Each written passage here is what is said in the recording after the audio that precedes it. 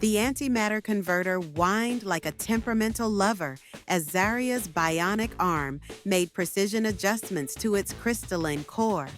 Engine grease streaked across her caramel skin, her curls escaping their protective wrap in wild rebellion against the garage's malfunctioning climate control. Pixel, diagnostics, she commands her faithful AI. Core temperature holding at 3000 Kelvin. The AI responded, though I must say, you're looking particularly combustible today, boss. Zaria rolled her eyes. Daddy definitely programmed you with too much personality. The garage's massive bay doors groaned open, revealing New Atlanta's perpetual twilight, a canvas of purple and gold that seemed to herald something unexpected. A sleek ship glided in on minimal thrusters, all predatory angles and barely contained power. Well, well, Pixel chirped. A Mark 7 Shadowhawk, custom modifications, illegal weapons signature, and incoming captain with serious swagger. The ship's ramp descended with a hydraulic hiss that felt more like a challenge than an invitation. A tall figure emerged, Captain Raven Blackwood, whose very presence seemed to absorb the surrounding light. Dreadlocks adorned with gleaming trinkets cascaded down his back, a plasma pistol riding low on his hip like an invitation to trouble. "The 0G," he called out, voice smooth as solar silk and twice as dangerous. "I hear you're the best mechanic this side of the Andromeda Arm." Zaria straightened, letting her stance communicate exactly how much she knew about her reputation. "That'd be my professional assessment, but we're closed." Raven's smile could have powered a small star system. He's sharp, knowing, with an edge of challenge that made Zaria's pulse do something distinctly unprofessional. Pressing delivery, ships running on borrowed time. A credit chip materialized between his fingers, glowing with enough zeros to make Pixel whistle appreciatively. "Borrowed time costs extra," Zaria said, her bionic arm whirring as she crossed her arms. "Money's not an issue," Raven replied, his eyes doing a slow, appreciative scan that made the temperature in the garage feel about 10 degrees hotter. A deep shudder ran through Raven's ship, the kind of mechanical groan that made Zaria's engineer heart skip several beats. The primary containment field was bleeding power faster than a rookie gambler at a high-stakes poker match. "Pixel, full diagnostic," she ordered, already moving toward the ship. "Oh, honey," the AI reported, "that's not just bad. That's catastrophically, monumentally bad. We're talking potential stellar fireworks bad." Zaria swore under her breath, a string of technical terms that would have made a spaceship blush. "You flew this through an atmosphere? It's a miracle you didn't light up half the quadrant." Raven had the decency to look slightly sheepish. "Had some unexpected company. The less you know, the better your plausible deniability." "Plausible deniability," Zaria repeated dryly, "is my middle name. Right after gonna charge you through the nose for this repair?" The ship groaned again, warning lights pulsing like a desperate SOS. Zaria felt that familiar pull, the challenge of a system begging to be fixed, of problems needing solutions, and underneath that, something more dangerous, an attraction that had nothing to do with machinery and everything to do with the mysterious captain now watching her work. "Pixel, tell Mama I'm gonna be late," she called. "We're in for a long night." "Should I update your relationship status to professionally intrigued?" Pixel's voice dripped with digital sass. "Mute sass protocols," Zaria commanded, but her smile was sharp as a laser-cutting torch. Raven chuckled, a sound that promised complications and adventure in equal measure. "Shall we dance, engineer?" "You mute up too," Zaria responded, already pulling out her toolkit and cautiously entering the ship's engineering bay. The antimatter converter screamed like a wounded beast, its crystalline core threatening total cascade failure. Zaria's bionic arm moved with surgical precision, neural interfaces sparking as she fought against the ship's rapidly deteriorating systems. Containment field at 17% and dropping, Pixel reported, her AI voice tight with barely contained panic. We've got approximately 17 minutes before this becomes a thermonuclear problem instead of a mechanical one. Raven stood just close enough to be useful, just far enough to not interfere. 17 minutes? His voice carried an edge of dark humor. That's practically a vacation in repair time. Zaria shot him a look that could have stripped paint.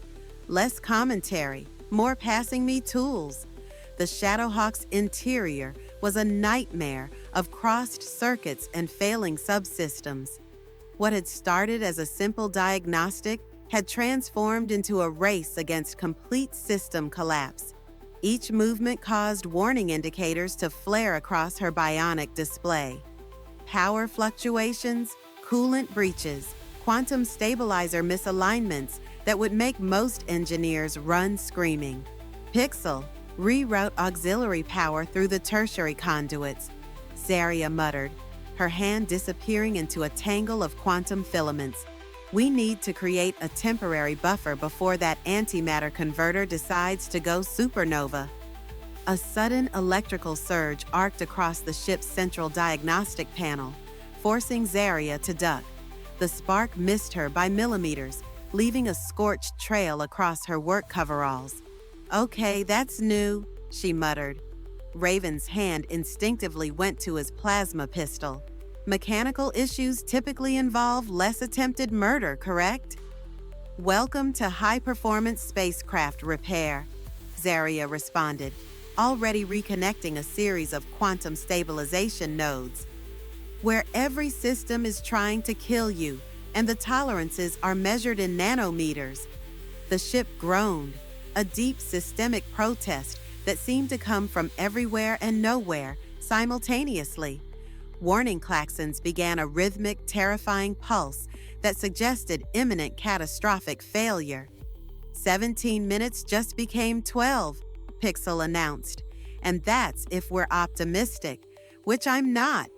Zaria's mind was already 3 steps ahead, running complex computational models through her bionic arm's enhanced processors. The Shadowhawk's systems were far more complex than they appeared. Someone had been doing radical modifications that pushed every component beyond factory specifications. And even though this was her first time seeing this specific configuration, there was an air of familiarity. Somewhere, somehow, she's seen these upgrades before. She just can't remember when or where. These power couplings, she said, half to herself, half to Raven. They're not standard Mark 7 configurations. Someone's been playing quantum engineer, and not particularly well. Her fingers danced across exposed circuitry, neural interfaces allowing her to essentially communicate directly with the ship's computer. Most mechanics used tools and scanners. Zaria spoke the language of machinery itself. A particularly violent system surge caused a panel to explode outward. Raven's reflexes were impressive. He managed to deflect most of the shrapnel, but a jagged piece still caught his shoulder, leaving a clean slice through his captain's coat. Shit, he muttered, more annoyed than hurt. Language, Zaria responded automatically, her concentration never wavering. Hold this, she commanded, pressing a quantum stabilization module into his hands. And don't drop it. That thing costs more than your entire ship. The repair was becoming a delicate dance of redirecting power, bypassing compromised systems, and essentially performing mechanical surgery. Each adjustment risked triggering a cascading failure that could turn the entire ship into a very expensive piece of space debris. 10 minutes, Pixel warned. Antimatter containment is becoming creative in its instability. Creative is not a word I want associated with antimatter, Raven noted dryly. Zaria's laugh was sharp, breathless. "Welcome to my world, Captain. Where might explode is basically a technical specification." The quantum stabilizers began to pulse with an increasingly erratic rhythm. What should have been a smooth energy transfer was becoming a potentially catastrophic light show.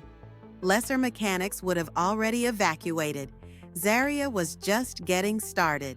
"I'm going to have to do a direct neural interface," she announced, "which means if something goes wrong, I might fry every neural connection in my bionic systems." Raven's casual demeanor dropped. "That sounds monumentally dangerous." "It is," she agreed. "Also the only way we're walking away from this." Her bionic arm transformed, nanocircuits reconfiguring into a direct interface module. The connection would be instantaneous and potentially lethal if the energy surge was too great. 7 minutes, Pixel counted down. Antimatter containment now operating on what can generously be called prayer and wishful thinking. The neural interface clicked into place. For a moment, everything went perfectly silent. Then chaos erupted. Energy surged through Zaria's systems. Her bionic arms sparked, her neural interfaces screaming with information. Zaria screams out in agony. The ship's entire quantum matrix seemed to pulse and writhe like a living thing, fighting her every adjustment. The pain intensifies and tears form in Zaria's eyes. She cries out intense pain as her bionic systems are pushed to their limits.